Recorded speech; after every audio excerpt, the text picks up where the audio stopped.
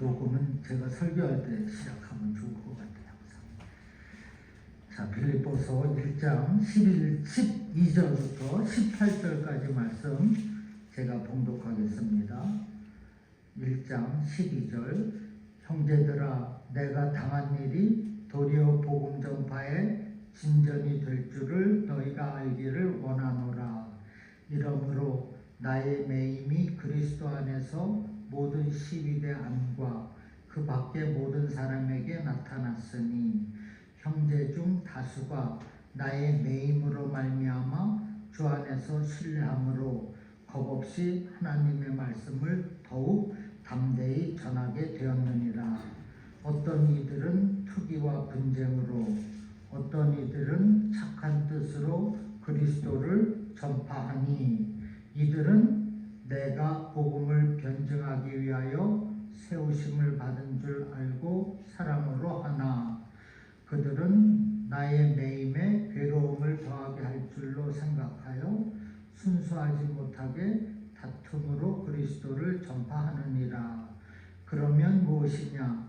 거칠애로 하나 참으로 하나 무슨 방도로 하든지 전파되는 것은 그리스도니, 이로써 나는 기뻐하고 또한 기뻐하리라. 아멘. 인터넷 온라인 상에서 빌립보서에 관한 책이 많이 있는데 보면은 다 기쁨이라는 단어가 꼭 있습니다. 빌립보서의 기쁨, 기쁨을 클릭하라, 그리스도인의 기쁨, 기쁨의 삶, 뭐 이렇게 기쁨. 왜 그럴까요? 그것은 빌립보서는 옥중 서신이자 곧 기쁨의 서신이기 때문입니다. 다시 말해서 빌립보서의 핵심은 기쁨입니다. 주 안에서의 기쁨이죠. 영적인 기쁨입니다. 세상적인 기쁨이 아니라 하나님과 동행하면서 사는 그 기쁨, 그것을 말하는 거예요. 그래서 사도 바울이 저자이지 않습니까? 4장인데 매 장마다 기쁨, 기뻐하라, 기쁨, 기뻐하라 계속해서 언급하고 있어요. 1장 4절에도 내가 너희를 위하여 항상 기쁨으로 간구한다 했고, 오늘 본문 18절에도 나는 기뻐하고 또한 기뻐하리라 했습니다.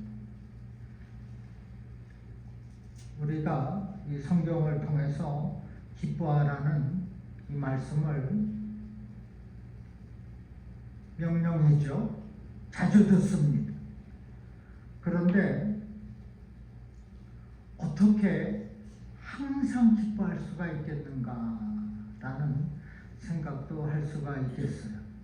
어떨 때는 기쁘고 또 어떤 상황에서는 불편도 하고 또 슬픔도 갖는 것이 우리이지 않습니까? 그것이 우리의 현실입니다. 그런데 바울은 항상 기뻐하라고 말하고 있어요. 어디서? 주 안에서. 오늘 본문의 말씀은 사도 바울이 자신의 상황에 대해서 이 성도 교인들의, 빌립보 교인들에게 알려주고 있는 내용인데, 가만히 보면 사도 바울이 정말 왜 그렇게 기뻐할 수 있는지를 알 수가 있어요. 지금 사도 바울이 어디 있습니까? 옥에 있습니다. 감옥, 로마 감옥에 있어요. 시대들이 지키고 같이 쇠사슬을 묶고 있어요. 워낙 엄청난 사람이니까 그게 기적이 나타나서 옥문을 부술까봐 결국은 그렇게 됐지만은요, 그런 상황입니다. 사도 바울이 왜 어떻게 그렇게 기뻐할 수 있는지를 우리가 알 수가 있다는 겁니다. 지금의 그 위기와 그 상황에서 빌립보서 1장 5절에 보면 너희가 첫날부터 이제까지 복음을 위한 일에 참여하고 있기 때문이라 했습니다. 빌립보 교회, 이 교인들은 처음부터 시작부터 복음 사역에 함께 했다고 말씀하고 있어요. 그만큼 빌립보 교회는 복음을 전하는 일에 관심이 많았습니다. 그래서 바울에게 물질적으로 도움을 주기도 하고 옥중에 있는 바울의 시중을 들기 위하여서 대표자를 보냅니다. 그 사람이 에바브로디도예요. 에바브로디도는 빌립보 교회의 장로쯤 될래나 권사쯤 될래나 대표로 감옥에 갇혀 있는 바울을 찾아가서 시중을 들고 있습니다. 그 당시에는 오늘날처럼 무슨 통신이 발달된 것이 아니기 때문에 바울에게 무슨 일이 있는지 알 수가 없어요. 감옥에 있다는 건 알지만 제대로 식사는 하는지 병이 들어있는지 알 수가 없어요. 사람들이, 교인들이 많이 궁금했을 것입니다. 그래서 에바브로디도를 보냈어요. 그만큼 빌립보 교회는 복음의 전도자, 사도 바울을 위하는 마음이 컸습니다.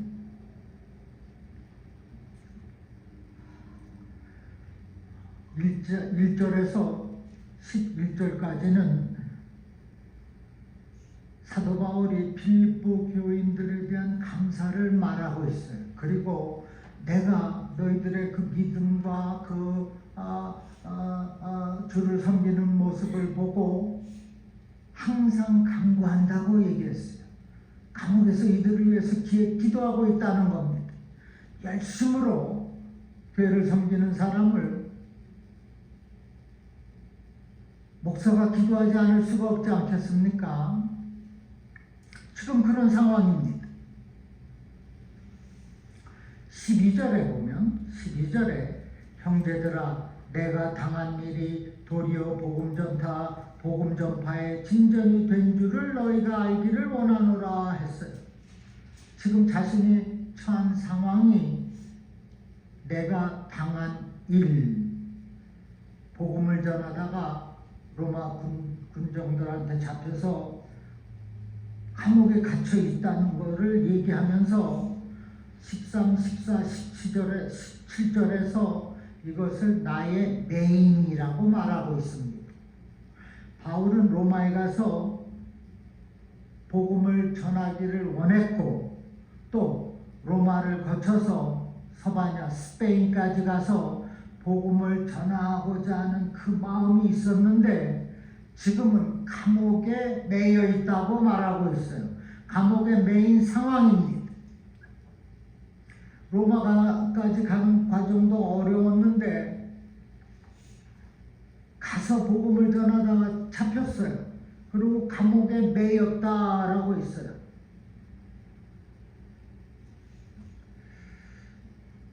그것뿐이 아닙니다. 배를 타고 재판받으러 가다가 유라굴로라는 큰 광풍을 만납니다.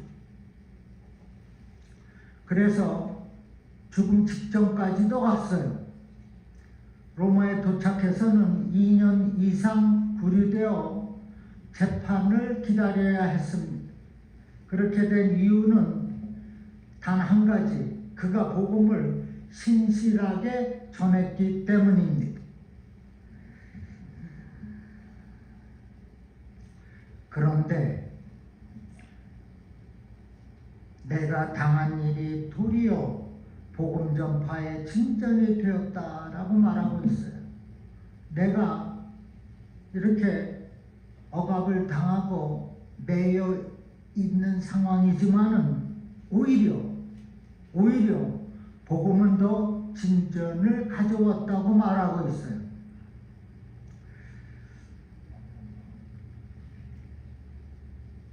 사람들은 열정적으로 복음을 전한 사도 바울이 감옥에 갇혀 있으니 그가 전하는 그 복음도 갇혀 있다고 생각했습니다. 갇혀 있으니 어떻게 복음이 전해지겠습니까? 그러나 실제로는 그렇지 않았어요. 내가 당한 일이, 형제들아, 내가 당한 일이 도리어 복음 전파에 더 진전이 된 것을 너희가 알기를 원한다. 그렇지 않다는 겁니다. 진전이 되었다는 말은 군인들이 사용하는 말로 원어 뜻이 장애물들을 제거하고 앞으로 나가는 것을 뜻합니다. 복음이 장애물을 걷어내고 도리어 앞으로 나아갔다는 것입니다. 복음의 진전이 확실하게 이루어졌다는 거예요. 내가 감옥에 있을지라도 복음은 계속 전진하고 있다는 것입니다. 이와 같은 반전의 역사가 바울에게만 사실 일어난 것은 아니었습니다. 초대교회 당시 예루살렘에 큰 박해가 있었는데 그로 인하여서 어떻게 됐습니까? 디아스포라가 생겼어요. 교회와 교인들이 뿔뿔이 흩어졌습니다. 그 박해를 통해서 오히려 다 흩어졌어요. 예루살렘을 떠나 흩어져서 어디까지 갔습니까?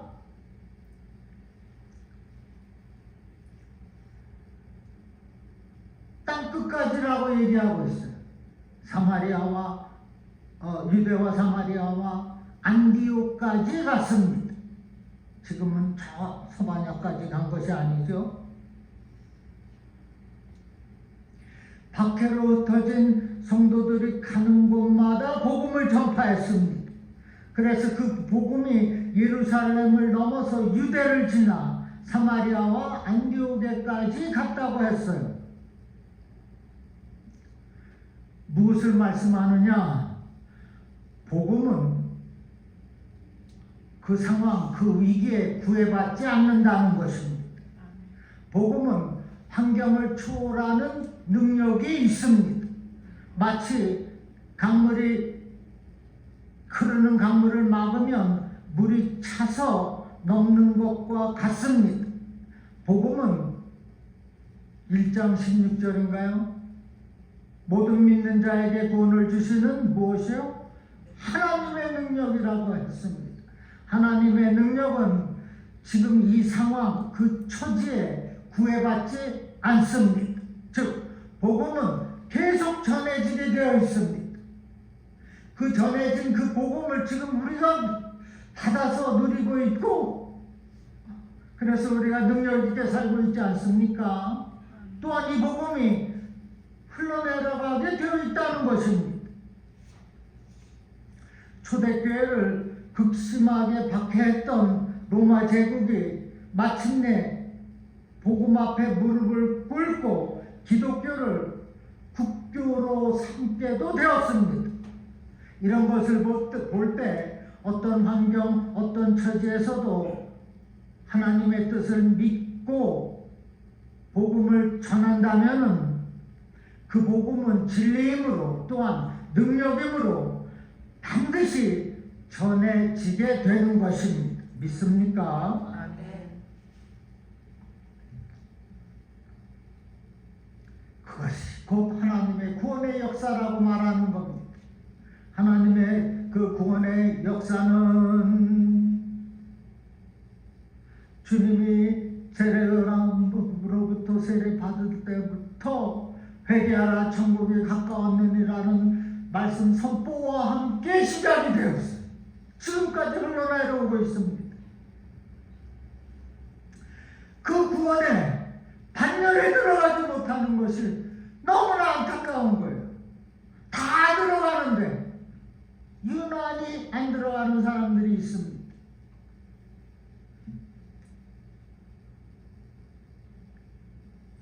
우리는 복음의 이 능력을 가지고 살진데 또한 이 복음의 능력을 전해야 하는 겁니다. 복음을 전하는 일에 있어서 지금 내 상황과 처지가 여의치 않다 그러한 핑계할 수가 없습니다. 불평할 수가 없어요. 환경을 초월하는 능력이 있습니다. 우리가 하면 되는 거예요. 지금 아니야. 내년에 할게. 그럴 수가 없다는 겁니다.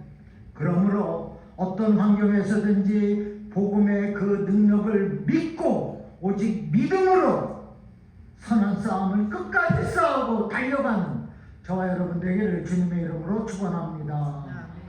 13절입니다. 이러므로 나의 매임이 그리스도 안에서 모든 시대함과 그 밖의 모든 사람에게 나타났으니, 매임, 원어의 뜻이 쇠사슬을 차고 있다는 겁니다. 당시 바울은 재판을 기다리며 감옥에 지금 갇혀 있는 중이에요. 상황이 그렇습니다. 그리고 온종일 순번에 따라 바뀌는 병사, 근위대 병사들과 함께 2년 동안 같이 묶여 있습니다. 쇠사슬에 매여 있습니다. 그런데 바울은 이때를 복음을 전하는 기회로 삼았습니다. 근위대 병사가 자신과 함께 쇠사슬에 묶여 있으니 병사들은 바울이 전하는 복음을 듣기 싫어도 듣지 않을 수가 없습니다. 전에는 그렇게 힘들게 돌 맞아가면서 복음을 전했으나 투옥이 된 후로는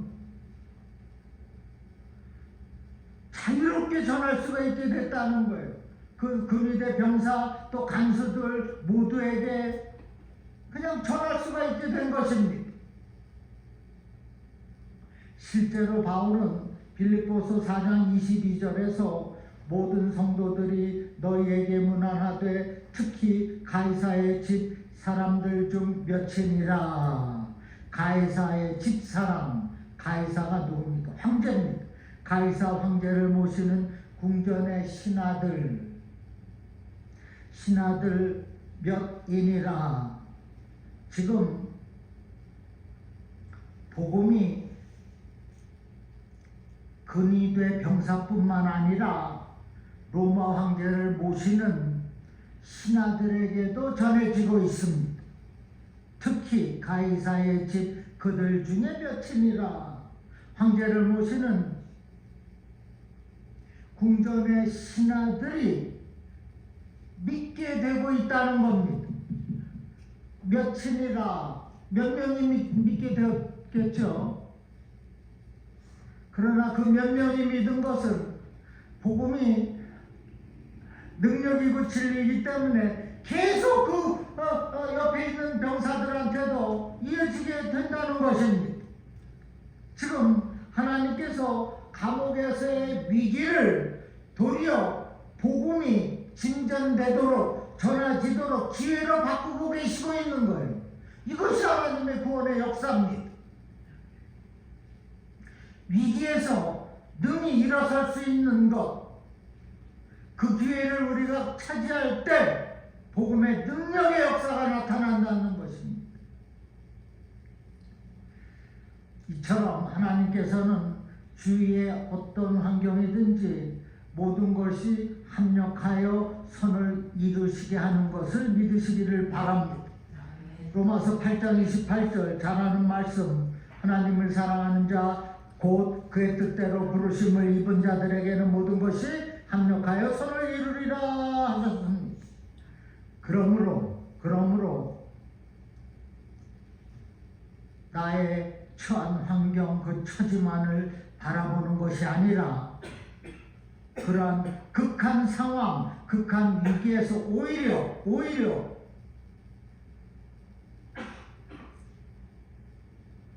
합력하여 선을 이루시는 하나님을 바라보고 믿음으로 간구하는 것입니다. 그리하면 사도 바울처럼 극한 위기에서 오히려 하나님의 영광을 드러내는 믿음의 사람이 되는 줄로 믿으시기를 바랍니다. 하나님의 구원의 역사는 지금 처한 그 상황, 어려운 극한 위기를 초월해서 믿고 믿음으로 간구하는 그들에게는, 저와 여러분에게는 하나님 앞에 믿음의 사람으로 우뚝 설 수가 있겠다는 것입니다.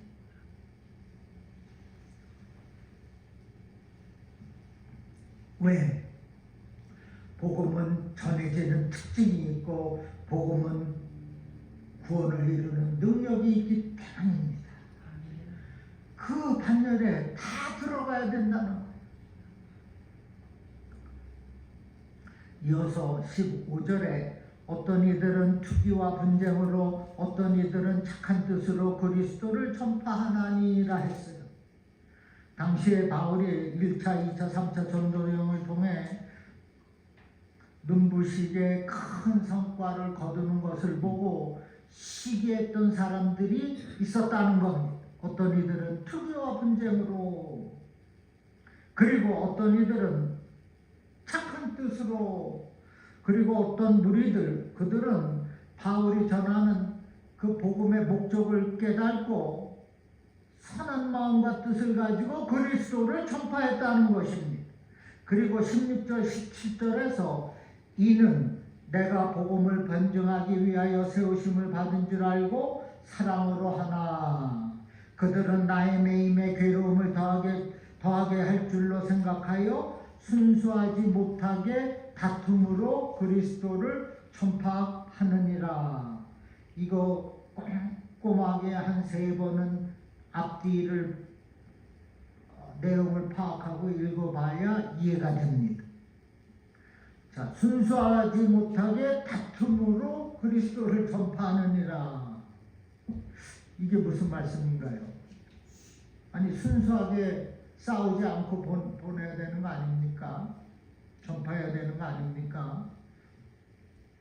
지금 바울의 성과를 시기했던 그들이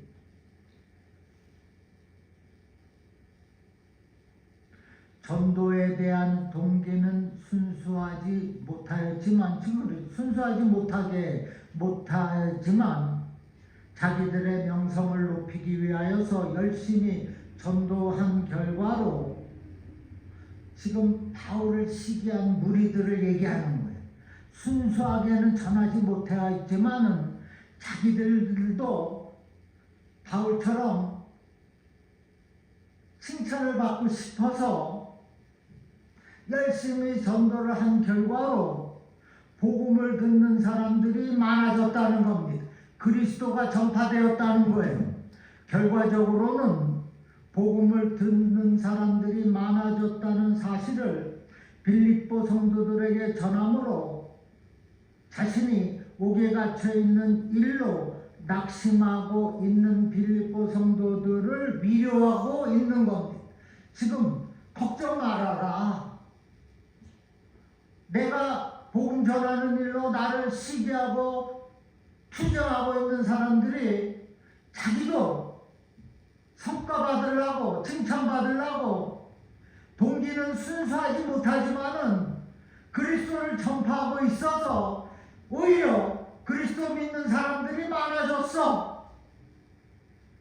지금 그런 말을 하고 있는 거예요. 에바브로디도한테 봐라. 내가 감옥에서 매임을 입고 내가 당한 일이 이렇지만은 복음은 오히려 더 확산되고 있다.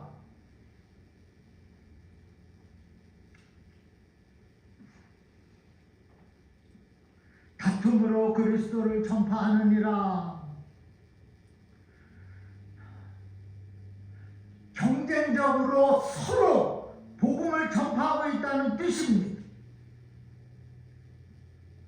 그런데 다툼으로 하는 거 아니지 않습니까? 사실은. 그럼에도 복음이 전파되어졌기 때문에 나는 기뻐한다고 말씀하고 있는 거예요. 그러므로 성도들이여 걱정하지 말아라. 나는 기쁘다. 왜? 그리스도의 복음은 전파되고 있기 때문입니다.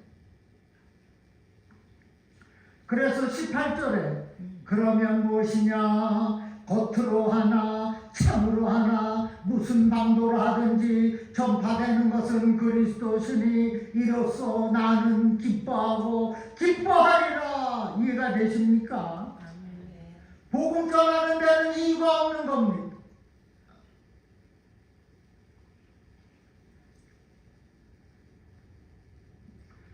누가 다투고 시기해도 복음은 전하는 거예요.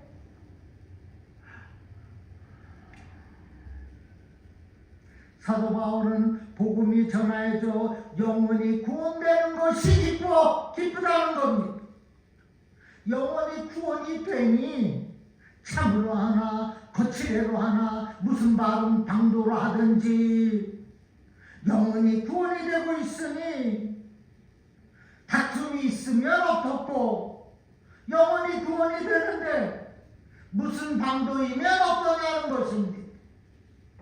영원 구원의 초점이 다가 있다는 겁니다.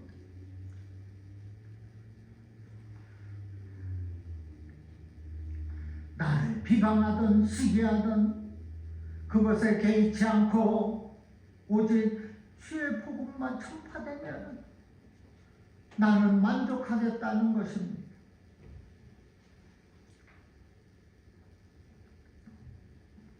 그러나 아까 15절에서 어떤 이들은 투기와 분쟁으로 어떤 이들은 착한 뜻으로 그리스도를 전파합니다. 투기와 분쟁으로 복음을 전하는 것은 사실은 어떤 경우도 그릇된 일입니다. 정당하지 않습니다. 만일 투기와 분쟁으로 복음을 전하면은 교회 갈라집니다. 당파가 생기게 돼요. 또 교회에 몇몇 사람들이 차지하게 됩니다. 교회 전체가 결국은 순수한 신앙을 잃어버리게 돼요. 그리고 전도받은 사람은 투기하고 싸우면서 전도를 나를 하는데 그거를 좋게 받아들이겠습니까? 좋게 받아들이지도 않을 뿐만 아니라 그 사람의 그 신앙이 올바로 자랄 수가 없습니다. 그러므로 영혼 구하는 일이 매우 중요하지만 그 과정은 더 중요하다는 것을 말씀하고 있는 거예요.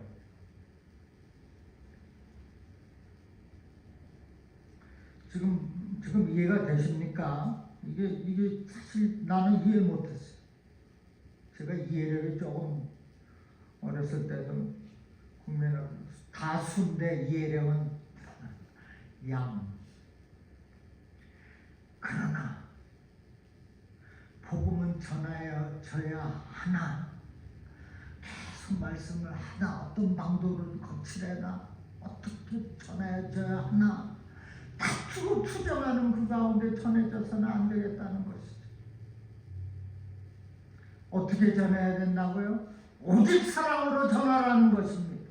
오직 사랑으로 전한 복음만이 영혼 구원의 열매를 맺는 것입니다. 복음은 곧 사랑입니다. 주의 사랑이에요. 복음 증거자로 세우심을 받았다면은 주님의 사랑을 전하는 것입니다. 그것이 곧 복음을 전하는 거예요. 사랑 없는 복음은 있을 수가 없습니다. 다툼으로 투정으로 싸워가면서 교회가 갈라지는데 그렇게 하지 말라는 거예요. 복음은 자기 유익이나 이기적인 목적을 위하여서 전하도록 주어진 것이 아닙니다. 복음을 전하라 말씀하시는 것은 무엇보다도 그 영혼을 사랑하라 말씀하고 있다는 겁니다. 사랑하고 구원에 이르도록 하라는 것입니다.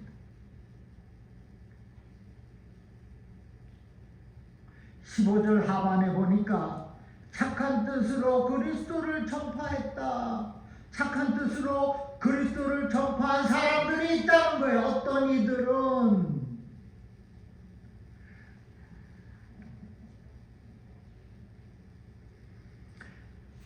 선한 그 마음 가지고 즉 영혼을 사랑하는 마음으로 구원을 역사를 이루어가라는 것입니다.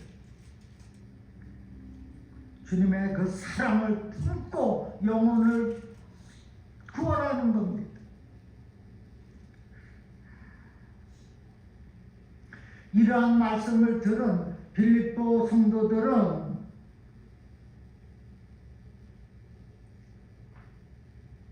사도 바울을 통하여서 하나님의 뜻과 섭리를 깨닫고 있는 겁니다. 그래서 바울의 복음사역에 더 애정을 갖게 되었고 물질로 도우면서 복음의 일에 더 열심을 다한 겁니다. 열정으로 주님의 그 사랑을 가지고 복음을 전했다는 거예요. 그러면 우리가 어떻게 예수님의 그 사랑으로 복음을 전할 수가 있습니까? 우리가 순수한 동기를 가져야 돼요. 순수한 동기로 복음을 전해야 합니다. 순수한 동기란 그리스도의 심장을 갖는 겁니다.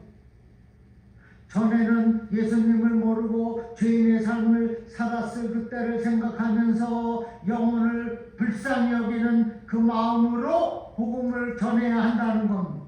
내가 죄인이었는데 이제는 의인이 되었으니까 그 마음을 가지고 죽어가는 영혼들을 불쌍히 여기라는 순수한 동기를 가지라는 것입니다. 또 전도를 하려면 희생을 할 줄 알아야 됩니다. 전도 대상자를 위하여서 시간을 내고 기도하고 또 관심도 갖는 겁니다. 그들이 궁핍한 상황이라면 물질적으로도 도와줄 수 있어야 합니다. 예수님께서는 자신의 모든 것 다 내어 놓아 주셨습니다. 소그룹 성경 공부를 정말 모두가 참여해서 공부할 수 있기를 바라는데 다는 그렇게 하지 않겠죠. 그러나 또 얘기를 들어보면 자기 생각, 주장이 다 있어요. 그걸 무시할 수는 또 없습니다. 다 끌어들일 거예요. 그러나 분명한 것은 모든 일이 교회에서 있어야 된다는 것은 저는 주장하고 싶다는 것입니다. 그리스도의 교회, 몸된 교회에서 하나님의 말씀을 공부하는 겁니다. 가정에서 할 수 있어요. 하지 말라는 것이 아닙니다. 지역적인 특징으로 그렇게 할 수 있습니다. 그렇게 하십시오. 이것은 소그룹 성경 공부입니다. 내가 설교하는 거 아니고 가르치는 게 아니에요. 은혜를 쉐어링하는 겁니다. 그리고 어떻게 해서든지 은혜로 살아가려고 하는 거예요. 거기에 목적이 있는 겁니다. 이거를 말씀을 습득하고 지식을 쌓는 게 아니에요. 인도 지침서를 보니까 그런 식으로 진행이 되어 있어요. 제가 여기 다 나눠줄 겁니다. 몇 분들.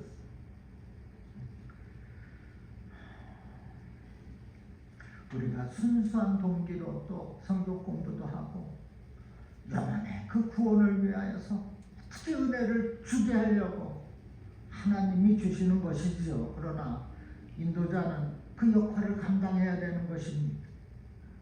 그리고 또 희생도 해야 돼요. W스푼 한번 가면 어떻습니까? 그런 걸 해야 된다는 것입니다.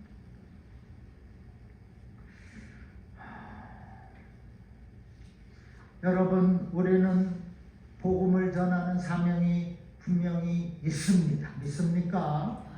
그것을 소그룹 성경 공부를 통해서 하나님의 그 구원의 역사를 우리 모두가 이루어 나갈 수 있기를 주님의 이름으로 축원합니다. 기도하겠습니다. 아버지 하나님, 이 사도 바울은 감옥에 갇혀 있을 때에도 최선을 다해서 사명을 감당한 것을 보았습니다. 어떻게 해서든지 로마를 복음화하고 또 저 땅 끝까지 스페인까지 가서 복음을 전하고자 하는 그 열정을 보았습니다. 우리도 바울의 그러한 자세를 본받아서 주어진 상황이나 형편을 핑계하는 것이 아니라 믿음으로 모든 것을 뛰어넘어서 영혼의 구원의 열매를 맺는 우리 모두가 되도록 인도하시고 역사하여 주시옵소서. 우리 모두가 겸손하고 능력이 있는 복음의 일꾼들이 다 되도록 아버지여 도와 주시옵소서. 감사하며 예수님의 이름으로 기도합니다. 아멘.